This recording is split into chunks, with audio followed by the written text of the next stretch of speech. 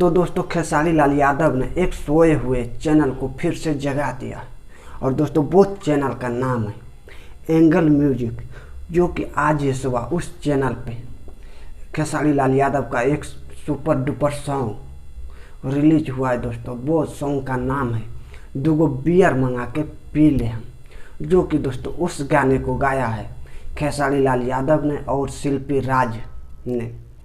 तो दोस्तों उस गाने को बहुत ही ज़्यादा दुलार प्यार मिल रहा है और अभी दोस्तों 9 घंटा हो गया है उस गाने को रिलीज हुए और उस पर व्यूज में 14 लाख पहुंच गया है दोस्तों, मतलब मिलियन क्रॉस कर गया।